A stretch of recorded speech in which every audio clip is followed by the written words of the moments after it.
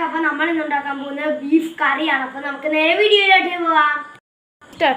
അപ്പം നമ്മൾ ഇന്ന് ബീഫിന് വേണ്ടുള്ള കറി സാധനങ്ങൾ അരിഞ്ഞു. ഉള്ളി, തക്കാളി, വേപ്പില, പച്ചമുളക്, പിന്നെ വെളുത്തുള്ളിയും ഇഞ്ചിയും പിന്നെ ചെറിയുള്ളി. അപ്പോൾ അവസാനമായിട്ടിടാൻ തേങ്ങാപ്പൊത്ത്. ഇനി നമുക്ക് തുടങ്ങാം. ആദ്യം കുറച്ച് വെളിച്ചെണ്ണ ചട്ടി ചൂടാകുമ്പോൾ ഒഴിക്കണം.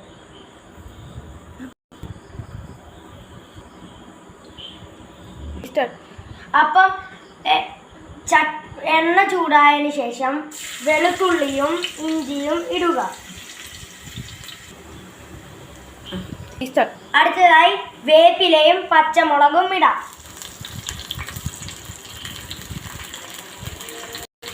ഇനി ഇത് നന്നായിട്ട് ഇളക്കാം. അടുത്തതായി ഉള്ളിയും സവോളയും ഇടാം.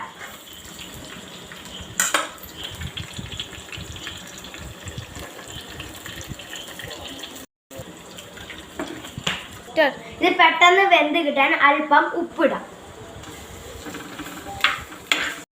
ഉള്ളി ഒരുവിധം വാടി വന്നു. ഇനി തക്കാളി ഇടാം.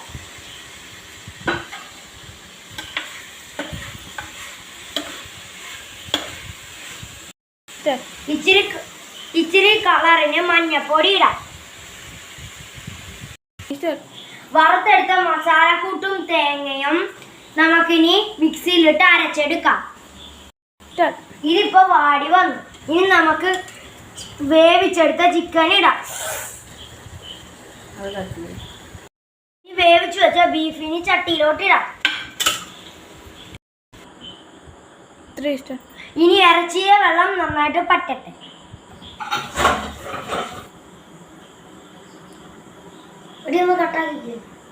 അപ്പൊ നമ്മള് വറുത്ത് വെച്ചിരിക്കുന്ന മസാല കൂട്ടും തേങ്ങയും ഇനി മിക്സിയിലിട്ട് അരച്ചെടുക്കാം. ഒരു വിധി വെള്ളം പറ്റിയിട്ടുണ്ട്. ഇനി നമുക്ക് അരപ്പിടാം. അരച്ചു വെച്ച ജാറിലേക്ക് ഇച്ചിരി വെള്ളം ഒഴിക്കുക. ഇനി നന്നായിട്ട് ഇളക്കുക. ഇനി 10 മിനിറ്റ് തീ കുറച്ച് വേവിക്കുക.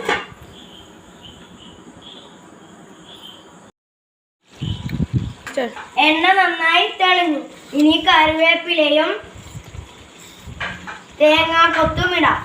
എന്നിട്ട് ഇളക്കാം.